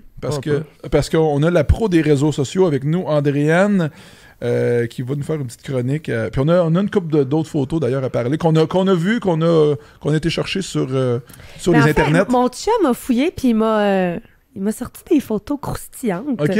Bon, là, on a celle-là dans les vélos. Moi, je veux juste savoir si c'est toi qui as fait tomber la pile de vélo ou était déjà de même? Non, c'était déjà de même. Quand j'étais pas si bum que ça. Puis toi, tu t'es dit, hey, je vais aller me coucher là-dessus de tout mon long, puis on va faire une belle photo. Ah ouais? Ouais. Ouais. J'adore ça. Ah, là, c'est encore Amsterdam, celle-là? C'est où ça, JS? Central Station. Ça ressemble à Central Station. C'est sûrement Allemagne, ça. Avec des vélos, regarde tous les vélos qu'il y a à l'arrière. Là. Ouais. Et des joueurs de foot. Puis là, écoute, mes lunettes, là, j'ai des lunettes en ce moment parce que j'ai plus. T'as bien vieilli, là. Ça, là, j'avais des cheveux aussi. Ça, ces lunettes-là, j'avais pas été opéré encore par l'ASIC, donc c'est avant 94. Mais t'as bien vieilli, là. Pas si mal. Ben là. OK, fait que un autre. Oh! Ça, c'est hot. Ça, c'est ma. 93 ou 14. Non. 80, ça, c'est 95 ou 16. Non. Ben oui, Morgan Racing. Oui. Ouais, mais c'est au US. Ça, c'est, je te dirais, en 93, 14. C'est la génération d'après des ceux avec les gros shrouds de radiateurs. C'est vrai que tu étais spécialiste Suzuki. J'avais été engagé sur une équipe américaine pour faire les courses américaines. À l'intérieur et à l'extérieur, c'était vraiment hâte, sauf que j'avais été blessé à l'épaule et au poignet back-to-back, fait que j'avais pratiquement manqué toute la... Ça, on avait été te voir à Gainesville dans le temps en Floride. Et ça, ce qu'il faut dire, moi, ce que je trouvais bien meilleur de ce setup-là, c'était que c'était l'équipe Morgan Racing qui était à l'arrière de ça, c'est ça? Ouais. Morgan Racing qui était la plus grosse équipe au Canada à l'époque, avec, écoute, on gagnait toutes les Arena Cross, Mike Jones, etc. C'est pour ça qu'on a appelé notre garçon Morgan, d'ailleurs. Et voilà. Pas vraiment, mais... Ben, c'est certainement pas à cause du Café Morgan, là. Non, ça c'est sûr. mais là, Morgan, c'était quoi le setup? Il avait décidé de faire une équipe et d'aller courir aux États-Unis avec toi et Charlie Bogard comme coéquipier. Ouais, exact. Il y avait eu un budget des US là, de Suzuki pour. Puis il y avait déjà un camion, puis une remorque. Puis vu qu'il courait l'été au Canada, il y avait déjà des employés, un ou deux mécaniciens à temps plein. Fait qu'il avait réussi à vendre l'idée Suzuki aux États-Unis. Puis en ayant un Canadien, ça faisait concept. OK. Fait que c'est ça. Okay, ça n'a pas été des gros succès. Là. Non. Comme tu peux voir. J'avais été blessé. Je l'aime celle-là. Retour dans les années grunge encore. Ouais, ça, c'est l'Allemagne. Là. C'est des années de l'Allemagne. Pour de la bière là-bas. Pas obligé de zoomer tant que ça. Non! Non, mais je zoome pas, là. Ouais, exact. Il y a quelque chose de hipster. Ouais, j'étais surpris de la photo, comme tu peux voir. Puis, on buvait de la bière allemande. Là. C'était Heineken en Allemagne. Non, c'est la Dortmunder. Allemagne, c'est Dortmunder. Heineken, on avait été visiter l'usine Heineken, c'est ça, en Hollande. Je mêle mes pays, c'est pas l'Allemagne, c'est la Hollande. Ouais, je vais retourner faire ma géo. Fait que dans ces années-là... T'avais quel âge? Je te dirais 18-20. T'étais tout jeune. Oui, exact. Tu as beaucoup les rouler. Ouais. Ça, c'est aérodynamique. Stade olympique. Wow! C'est-tu 13? C'est-tu Langevin, ça en Oui, c'est Alexandre Langevin. Rad. Ben oui, c'est ça, exactement. Un de nos bons amis. Rad ou Bad, tu marques? Non, c'est Rad. Il peinturait des casques, Alex, à un moment donné. C'était Rad, le nom de sa compagnie. Moto ARL, tabarouette. Ça, c'est exactement 93. 93, c'est au Stade olympique? Stade olympique, oui. Avoir le Molson Export à l'arrière. Ouais, c'est vrai. Comment ça avait été? J'avais sauté en bas de la piste puis je m'étais crashé, c'est sûr. Les premières années ont été assez catastrophiques. Hey, c'est vrai, ça me rappelle ça. Il y avait comme une légende urbaine qui disait que tu croulais sur la pression au Stade olympique. C'était quoi cette histoire-là? C'était-tu parce que tu avais des bad luck? J'avais un peu de bad luck. J'arrivais avec beaucoup d'intention. Je m'excitais. Je m'excitais un peu, je pense. Puis la pression, un peu de pression. J'avais beaucoup de pression. J'ai eu beaucoup de pression. Ouais. Le stade m'a mis beaucoup de pression. Je pense que j'ai gagné Jean. J'ai gagné en 96, qui était ma 4e, 5e année là. Ouais. Là, après ça, écoute, j'étais étampé. Là, vas-tu gagner? Je pense que tu gagnes encore. Fait que là, on avait les 58 000 spectateurs qui, la moitié passaient dans les puits. Dans la journée pour prendre des autographes et jaser, mais quand on a la moitié de ceux-là qui disent hey, c'est-tu ton année, tu vas-tu gagner? Peut-être ne veux pas. C'est clair.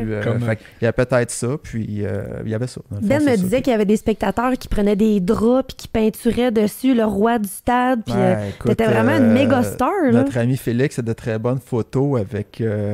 J'aurais pu prendre un peu plus de temps puis la trouver. Là. Écoute, j'avais des jeunes là, ils s'étaient tous placés dans les pits avec il y avait le chandail où le chandail était peinturé, toutes mes lettres, le GSR, tout. Là. Ah, c'est des moments. Il y a des filles qui faisaient ça avec les Backstreet Boys dans le temps. Ouais, exact. Hein? Ça, j'ai eu un peu, mais pas autant que les autres d'après. On pourrait plus faire ça aujourd'hui dans toute l'histoire de hein? C'est sûr, certain. Ça, c'est impossible aujourd'hui. Non, ça passera plus. Oh, GSR Freestyle! Ma seule ton seul trick? Ouais, exact. C'était quand tous les coureurs faisaient des tricks à l'époque, c'était comme tu devais faire ça, c'est dans les mêmes années, là, début 90, genre de photoshoot avec du linge qui était un peu spécial. Là, je le trouve beau, ton kit. C'est un peu comme Arsène. Non, mais ça revient, ces kits-là. Je pense que c'est Fox qui commence à ressortir des kits un peu plus slim fit, fluo. Ouais, exact. Fait que c'était... C'était 94, ça, hein? L'année après Suzuki? 12, je te dirais plus peut-être 12, 13, 11, 12, dans ces coins-là. Puis ça, c'était une Honda, hein? Ouais, j'ai passé pratiquement toute ma carrière sur un Honda. Les photos qu'on avait avant avec un Suzuki, c'était vraiment court dans ma carrière. C'était une année, pratiquement, sur Suzuki. Le reste... Ça a été Honda, là, mon premier concessionnaire là, que j'ai ramené mes motos finies. Là. Mais lui, c'est un concessionnaire Honda. Puis c'est à partir de là que j'ai passé 20 ans de ma carrière sur Honda pour ensuite switcher 2 années chez Yamaha à cause du concessionnaire qui avait l'équipe Blackfoot. Ouais. Après ça, c'était KTM là, depuis les 10 dernières années. Ouais. J'ai l'air de connaître ça, mais c'est juste parce que j'en ai une rouge pareil. Ouais. Oh! Là, ça, c'est toi ici en avant. Ouais, la photo. Numéro 5. Dézoome un peu. Je veux parler de ça, JS, le stade olympique, parce que ça a été évidemment des gros moments de ta carrière. Et ça a été ta dernière course en carrière. Et on s'en était parlé. De l'extérieur. Ben oui, écoute, all shot de l'extérieur en partant. Mais ma gate a tombé avant tout le monde. J'avais du monde qui disait que c'était arrangé. Ben oui, c'est ça. Hein? Parce que... T'avais-tu gagné cette course-là? Ben oui, écoute... C'est qui nous contait ça, son plus beau moment? Arsène? Il y a quelqu'un qui nous a parlé de ça récemment dans le moment Shine, je crois. C'est Olivier Corbeil. Olivier Corbeil, qui est son plus beau moment carrière, c'est quand tu as gagné ta dernière course. Il nous avait montré une photo, justement, de lui. Pendant la remise des trophées, si ma mémoire est bonne. Ça se peut, T'en souviens-tu? Mais écoute, c'est parce que ça a été un conte de fées pour JSR. Ça, dès sa dernière année, il faisait il avait pris une semi-retraite. Il s'était mis les pieds sur le pouf un peu, mais il dit, moi, finir avec un gros bang au stade olympique. J'avais pas fait le championnat canadien dans l'été. Pour 1-2 courses, puis j'étais comme, je vais revenir à la fin, je vais faire le stade la dernière année. J'avais comme fait moins de moto dans l'été, puis j'étais revenu, je vais faire les derniers provinciaux, les championnats du Québec. Les petites courses qu'on peut appeler, mais tu sais, c'était quand même... Fait que là, j'allais là que pour m'entraîner, puis après ça, le stade arrivait, puis c'était vraiment... La retraite, c'était planifié, j'arrêtais là. Ça a fini comme ça, je pouvais pas demander mieux, mais que ça ait fini autrement, j'arrêtais pareil, là. Mais ça avait été un peu une histoire de fille sans... Vraiment, parce que là, écoute l'histoire, parce que tu nous as conté, quand on a fait un Instagram live l'hiver passé, que des trucs que je savais pas. La journée avait vraiment pas bien été pour toi, là. Ben, tu sais, je mettais de la pression, c'est sûr, certain. J'avais gagné quelques reprises au stade, puis c'était ma dernière course. Veux pas, arrêter ou pas arrêter, je voulais gagner. L'avais-tu annoncé que c'était ta dernière course? Ouais, j'avais peut-être pas. Premièrement, il n'y avait pas de réseaux sociaux comme qu'on a aujourd'hui. Je l'avais annoncé, tout le monde autour de moi le savait, puis je l'avais annoncé à une conférence de presse. C'était ma dernière année, c'était clair. Puis, j'avais eu des bad luck parce que j'étais pas le plus rapide en qualification. Dans la journée des pratiques, puis à la qualification, au soir, il fallait que tu te qualifies pour aller à la finale. Tu sais, ça a l'air de donner, là, mais c'était pas acquis, il fallait que tu te qualifies. Puis moi, je m'étais fait accrocher avec quelqu'un, puis ça avait tout écrasé le muffler, l'exhaust. Puis en qualification, j'avais fini, je pense, 11e ou 12e, il en prenait 10, genre. J'avais pas été en finale par la qualification, puis tu as une dernière chance. Fait que moi, j'avais réussi j'étais en dernière chance, je m'étais qualifié, mais les choix de la gate... pour te placer sur la gate pour la finale, ça va avec ta qualification. Si tu gagnes ta qualification, tu as le premier choix. Puis le départ, c'est tout. C'est 80% en Supercross, il faut que tu sortes en avant. Puis les gates, mais il y en a 24, mais les 24 ne sont pas avantageuses. Tu en as 4-5 à l'intérieur, le reste. Puis moi, je m'étais ramassé, j'avais gagné la last chance. Fait que je m'étais ramassé le 18e choix. Là. Fait que ça, c'est à l'autre bout loin que c'est pratiquement impossible de sortir en avant. Parce que tu as plus de distance à faire pas pour te rendre dans le premier virage. Fait que là, il était à l'extérieur. Mais tu as gagné l'all shot? J'ai eu l'all shot. Écoute, en finale. En finale. Fait que tu sais, c'était comme... Il y avait un petit accoutoir. Il y avait un burn pour s'accoter à l'extérieur. Je me suis dit, moi, je lâche jamais le gaz. Puis j'étais un peu en crise. Mais ta stratégie, tu t'es-tu dit, je vais partir, parce que des fois, quand tu décolles à l'extérieur, tu te mets un petit peu en angle, tu cheats un peu. Fait ça, fait que tu t'as dit, le gars d'à côté, il savait que, tu sais, il me voyait, il savait bien que je le coupais. Là. Lui, il était perdu. Je sais pas, il a give up quand il m'avait arrivé à côté, là, c'est sûr et certain. Puis je pense que... Le gars intérieur de toi? Ouais, intérieur de moi, parce que moi, je partais, on tournait à gauche. Ça fait que le premier gars, c'est sûr que lui, en partant, je me tassais dessus là, parce que je voulais commencer je m'alignais à gauche. Là. Puis si jamais ça allait mal, j'aurais été viré. Mais toi, dans ta tête, tu disais, j'ai pas le choix. C'est do or die. Moi, je dois dans le premier coin où je sors en avant. Là. C'est ça, c'était soit que tu crashais, que tu te faisais pousser, tu allais trop vite, tu te plantais, ou que tu partais premier. Là, parce que ceux qui ont gagné les qualifications, c'était les plus rapides de la journée. Puis eux, il y avait le choix à l'intérieur de la boîte. Fait que c'est eux qui sortaient en avant. Fait que si je sors en avant, si eux, ils sortent en avant, j'étais pas le plus vite la journée, ou j'étais peut-être dans les mêmes. Tu sais, j'avais comme... On était à 0.2 secondes de différence avec 2-3 gars. Mais si tu sors 15, ça marche pas. T'as 2-3 tours pour te rendre 5e, les gars sont rendus en avant. Non. Fait que souvent, la course, ça se joue au départ. Ouais, une grosse partie de la course. Après ça, il faut que tu manages ton stress puis les lappers. Fait que là, compte-nous ça, là, avec là. Pow! Ouais, j'ai sorti... mais disons que la moto était quand même performante pour ça. J'avais une très bonne moto, on avait fait beaucoup d'ajustements, puis j'avais la gate à la maison que j'ai pratiqué. Je pratiquais 25 à 30 starts à chaque jour que j'allais pratiquer, les 6 semaines d'avant. Et là, je couche à l'hôtel, on couchait au Super Chic Universel à Montréal, et puis je me réveille le matin, j'ai un doute. Moi, le matin de la course? Le matin de la course. Au stade? Au stade, je fais comme, si j'ai un doute, j'ai pas assez pratiqué de start. Mais voyons. Je saute dans mon auto. Les pratiques sont à 1 heure. J'embarque dans mon auto.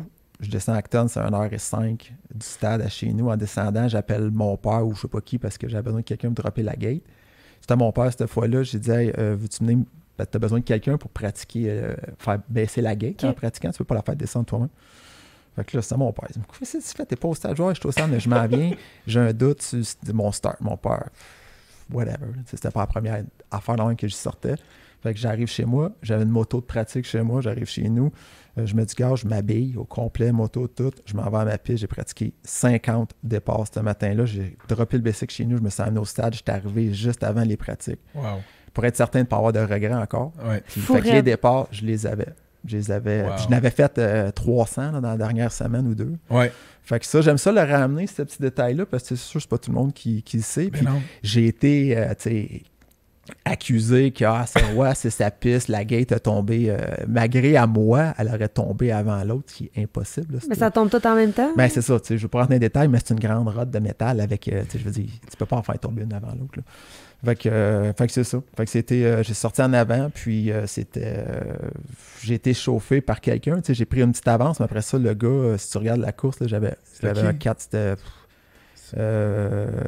C'est-tu un gars à Kawa? Ouais, c'est un gars qui était en YAM, là, je pense. Son nom m'échappe. Là, ça m'a revenu, le petit blond. Là. Écoute, lui, il était solide. Il a roulé à 4-5 secondes en de moi. Ouais. Puis là, faut que tu deals avec la pression. Puis t'as toujours un petit dans la tête, c'est ta dernière course. Puis tu veux bien finir ça. Puis partir en avant puis pas gagner, c'est toujours un peu insultant puis frustrant quand tu pars loin puis tu remontes. Surtout chez vous. Ouais, c'est ça. Fait que c'était... mais y a-tu pensé? Le fait que tu redescendes à Actonville, chez vous, pratiquer, c'est peut-être ça qui a fait en sorte que tu as gagné ta dernière course en carrière. Hey, on dirait que vous me racontez un film. Non, ça mais c'est ça. C'est fou. Ça pourrait être un film. Ouais, c'est fou, écoute, il y a la plus grosse course au Canada, au stade olympique. Hey, un matin, je me retourne à Actonville, moi, pratiquer des départs. Dès que ça a tombé, dès que j'y ai pensé, puis j'avais pas rien c'était moi qui prenais la décision. Je me levais du lit là ou bien je chillais, puis pas l'avoir fait pour avoir gagné, j'aurais eu ce regret-là toute ma vie. J'aurais dit, hey, j'aurais pu aller presque encore plus de start le matin. Juste pour te dire comment j'étais un peu, des fois... Ouais. Hey, ça nous amène au moment Shine Silver Wax pour la prochaine question. Oui, absolument. Merci à notre partenaire Silver Wax. Allez les visiter au silverwax.ca. Quand tu as franchi là, la ligne d'arrivée de cette course-là, la première affaire que tu t'es dit, c'était-tu comme yes? Enfin. C'était-tu soulagement? Comment tu filais? Ah, c'était enfin, là, c'était comme... Pression, tout ça. Ouais. Des frissons. C'est malade. Mais c'est sûr. C'est sûr. Il n'y a plus personne qui va revivre ça. Il n'y a plus personne qui va revivre quelque chose comme JS a vécu, gagner un stade olympique. Parce qu'il n'y en a plus de stade olympique. Il n'y en a plus, il n'y en aura plus. La première chose, je me dis, pas personne va me... T'enlever ça? Va le loter. Combien t'en as gagné? 5. 5? Ouais. 5 finales, wow. Mais non, ça malheureusement, pas malheureusement, mais tu sais, ce qu'on a eu, même chose toi, là, puis Alexandre Langevin tantôt qu'on voyait, qui était un de nos bons amis, qui était haut placé, qui était boss chez Oakley, puis le motocross l'a amené là. Ouais. Tous les coureurs, Guy Giroux qui est venu, F. Brodeur, tous ceux que tu vas avoir sur ton post, sur ton radio show, qui ont fait le stade, ils vont tous te dire la même chose, c'est des souvenirs qui se rachètent pas. Non. C'est des souvenirs qui seront pas... C'est sûr, des fois, on vieillit, on a tendance à être back in the days. On vit dans le passé, là. Mais sincèrement, en tant qu'athlète, en tant qu'humain, ce feeling-là ne peut pas se...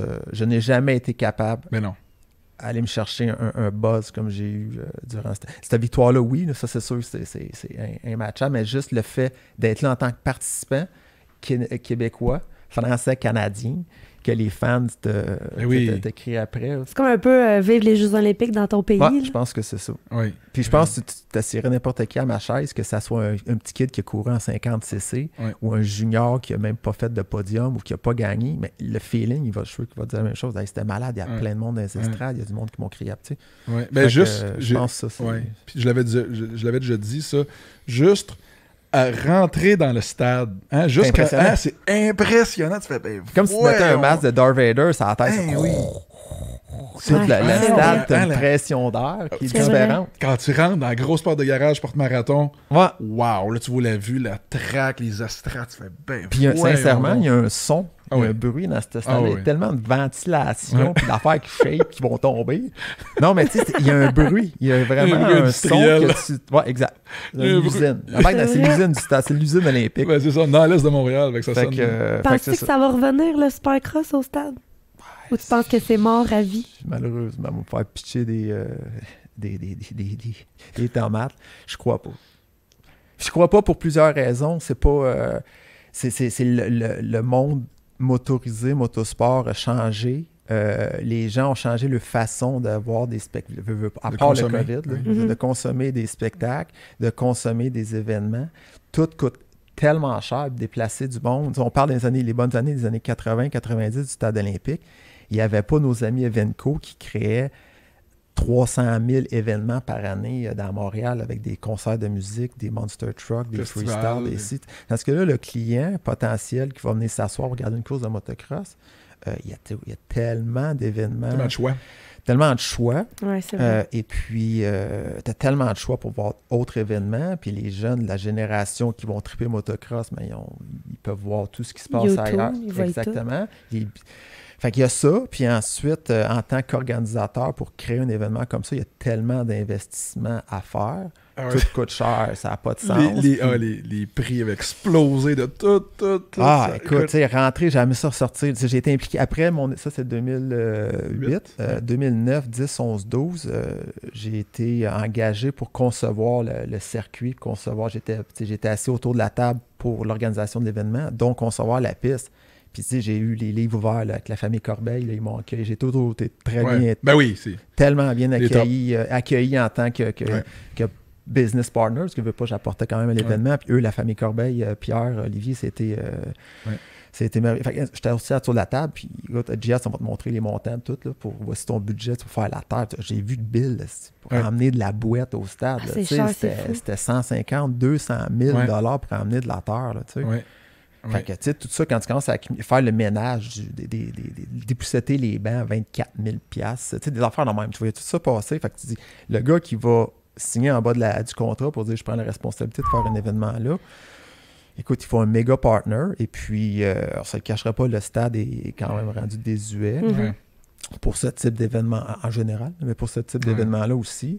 Et puis, ça prend l'aide gouvernementale, l'aide de la RIO, qui est la Régie des installations olympiques, qui sont derrière tout ça.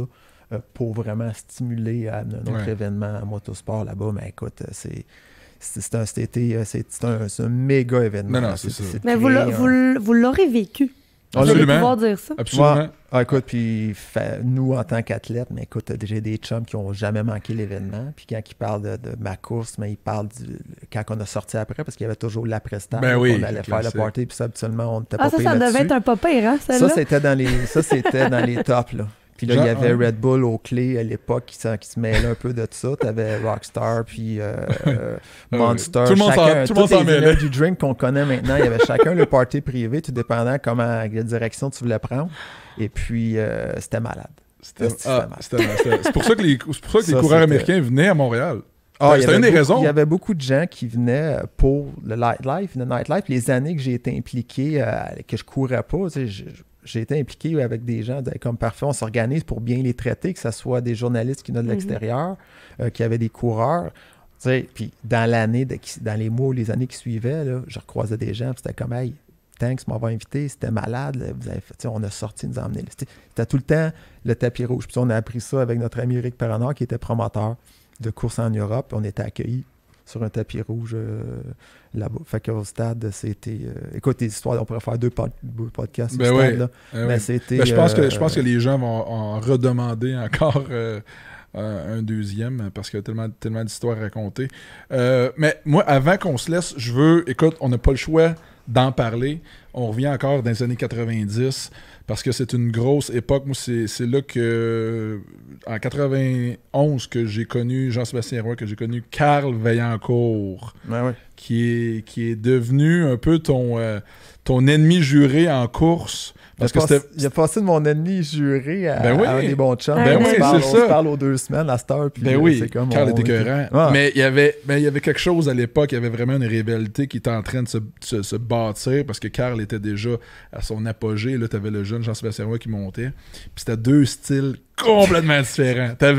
T'avais JS d'un bar qui faisait ses petites affaires, bien low profile, et de l'autre bar, t'avais la rockstar Carl Bianco qui était l'intimidateur. Ouais, exact. Trouves-tu? Ah, absolument. C'était vraiment ça. Ça, mais t'avais comme l'antisocial puis le trop social, là. Oui, c'est ça. Ben oui. C'était le petit gêné, le petit gars du village gêné. Carl, il était showman. Puis il avait, écoute, sa notoriété était là déjà. Puis c'était un excellent rider. Là, oui, Carl, oui. Puis moi, j'arrivais dans l'arrière, un petit peu low profile. Puis j'ai commencé à le battre au niveau local. Puis après ça, fait que c'est sûr qu'il aimait pas ça, veut pas. Il avait 22, 23 ans. Il avait le petit cul de 18 ans qui arrivait.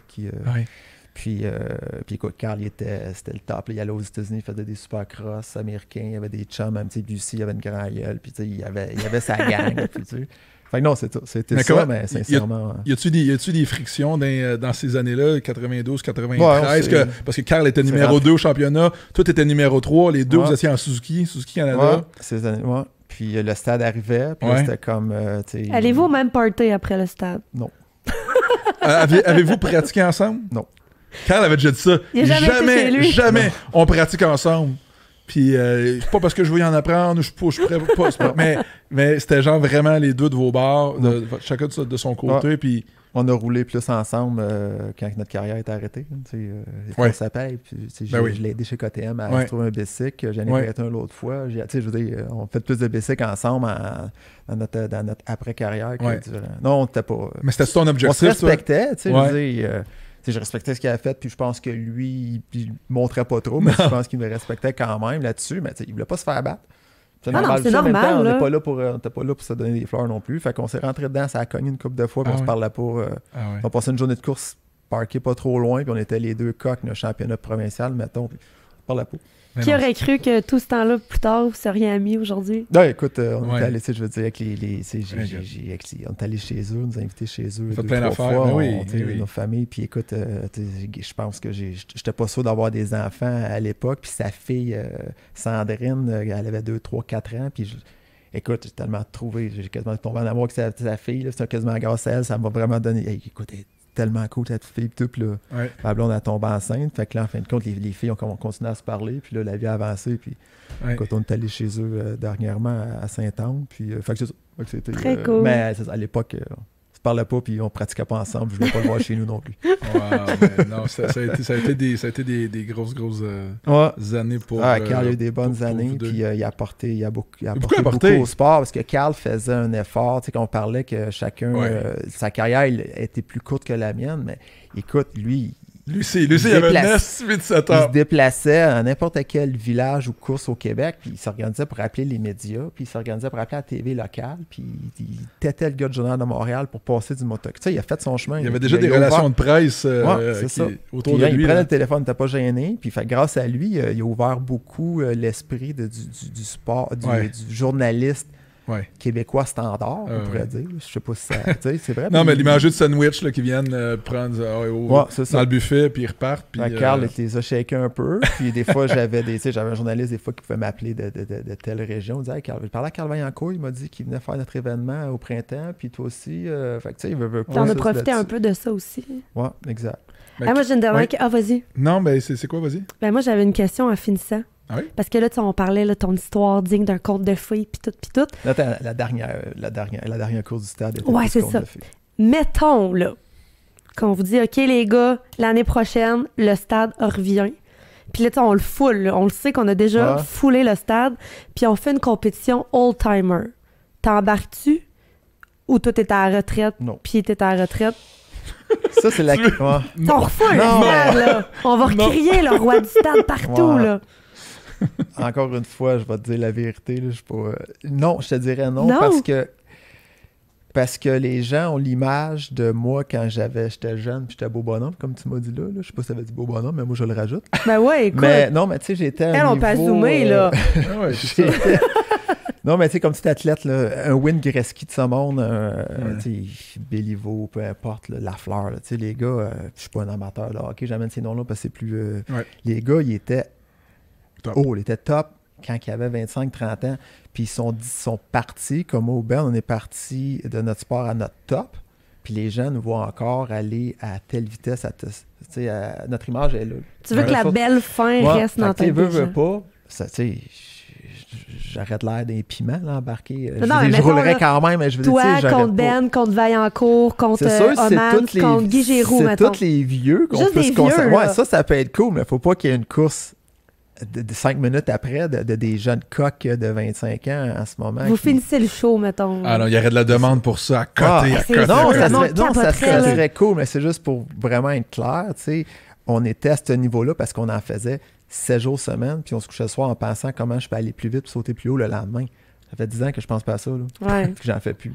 Fait que, j'en fais pratiquement plus. Fait que c'est sûr que c'est la même chose avec le gars de hockey. Il était habitué, il faisait ce qu'il voulait avec la rondelle, il shootait ce qu'il voulait. Le gars, ça fait 10 ans qu'il en fait plus de patin. Il est encore très, très, très habile, mais tu l'embarques pas sur la glace à côté d'un jeune. Mais c'est plate, là. Ma réponse est peut-être poche à ta dernière question. Non, mais je trouve que ça fait du sens parce que, tu sais, tantôt, on parlait justement que t'as pas laissé les émotions guider ta carrière. Puis encore là, ça en est un bel exemple dans le sens où, tu sais, ça serait tellement facile de justement embarquer le côté émotif là-dedans, de vouloir revivre le thrill, puis de dire oui. Ouais. Mais en même temps, je comprends tellement bien ton désir de vouloir que, tu sais, ma carrière, c'est fini de même. C'est la plus belle fin que je pouvais pas avoir. Exact. C'est ça. Puis c'est ça. Parce que les retours, pour finir là-dessus, je peux me permettre les retours d'athlètes professionnels. J'ai toujours eu peur. C'est pour ça que j'ai pris ma retraite tard. Puis j'avais peur. Je voulais être certain de ne pas faire un comeback.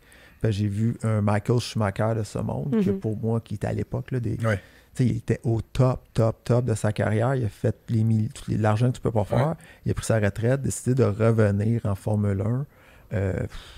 Son retour était moyen. Puis il y en a quelques athlètes comme ça qui ont fait des comebacks. Les comebacks, malheureusement, c'est rare que ça fonctionne. C'est très rare que ça fonctionne. Puis le risque que tu prends pour changer ton image est tellement... c'est un gros risque, là. Ça va-tu l'améliorer? Fait que ça revient émotionnellement. Là, c'est vrai. C'est un outil marketing ou c'est un...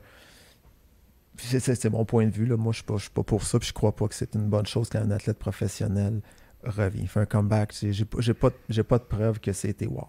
Bon, ben la gang, allez sur YouTube. C'est ça que ça veut dire. C'est ça. C'est ça que ça veut dire. Vivez au max, profitez-en dans tout ce que vous faites. Là. Ouais. Étire la sauce, comme qu'on dit. Là. Vas-y à fond jusqu'à temps que quand t'arrêtes. Until the wheels fell off. Until the wheels fell off. Ride it like you stole it. Ride it like you stole it. Hey, JS, wow, tabarouette, tout un podcast. Un gros merci. Un gros merci. C'est très cool. Ouais. Non, c'est moi que sincèrement, je vous remercie les deux. C'est vraiment cool de se raconter des histoires comme ça, de ressortir des photos que, tu sais, malheureusement, sont quasiment dans le fond du tiroir chez nous. Mais ça, c'est malade, là. Puis c'est pas Jean à droite, là. C'est pas Jean Gagnon. C'est de la télé. De télé. Ouais, exact. Ouais. T'es venu me voir une course en... Ah, ça, c'est à lire en arrière, c'est de l'Allemagne, là, ça, là. C'est Supercross. Exact. Fait que c'est ça. C'est vraiment cool de vous ressortir de ressortir ça. Fait que là, on attend l'invitation pour aller rouler ton setup. On pourrait faire ça, puis on pourrait faire... Oui, absolument. Il y a un peu de vieux souvenirs chez nous qu'on pourrait faire de quoi. Tu l'as-tu encore, ton setup que tu parlais tantôt? La moitié. En fait, oui. En plus petit, là, ma piste Supercross, je l'ai rapetissée parce que la terre, au prix que les terres valent, puis mes parents ont vendu leur terrain, j'ai gardé un petit coin, puis la vidéo, je pourrais te montrer, mon petit gars, il roulait sur la même piste que moi, il y a 20 ans, en mini-version, là. J'ai gardé des petits sauts hauts comme la table ici, puis fait que... Oui, ça serait cool de faire une série web là-dessus sur les setups des pilotes, de toi, de peu importe Carl Vaillancourt, tout ça, puis voir les gars aussi les enfants rouler sur le setup des parents. Oh, ça voir. Tu penses tout de suite aux enfants, mais moi, je pense tout de suite au bike, au garage, j'étais en train de déménager mon dernier, mon petit garage que j'avais. Je déménage en fin de semaine parce que j'ai loué un locataire. Je déménage mon dernier setup là, qui va un peu... J'ai encore des trucs accrochés au mur. J'ai un pitboard. Ce que le mécanicien, quand tu cours, qui te montre là, sur le bord de la piste, P5, position 5 aux États-Unis, puis les numéros en avant, c'est comme Jeff Emig, toutes les tops, puis là, j'ai comme, tu sais, moi 21, puis j'ai gardé l'original accroché au mur. J'ai une couple de petits trucs dans même. Fait que je déménage, mais je m'en refais un plus haut encore. Un gros garage. Un gros garage. Yes, le JS, un gros merci d'être passé. Andréane? Merci. C'était bien le fun. C'était très cool. Je pense qu'on n'aura pas le choix de le refaire. Allez-y fort dans les commentaires. Saison 2. T'es déjà réinvité. Good. Allez-y fort dans les commentaires si vous qui vous aimeriez voir comme invité dans la saison 2. On n'a pas fini encore sur un épisode. Mais merci à tout le monde, merci aux partenaires, merci à Silverwax. La gang, partagez le podcast, ça fait une grosse différence. Partagez les bonnes nouvelles si vous voulez en voir d'autres. Et ceux qui veulent entendre le podcast en balado, ben, ça se passe sur Spotify, Apple Podcasts, Google Podcasts. Vous tapez mon nom, Ben Milo, vous allez trouver ça. Et la bonne nouvelle, c'est que c'est gratis. On aime ça quand c'est gratis. Puis on est ouvert à vos commentaires si vous payez. Le cognac. Et voilà. Je pense qu'on va finir là-dessus, Dan. Good, merci. Ciao. Merci tout le monde.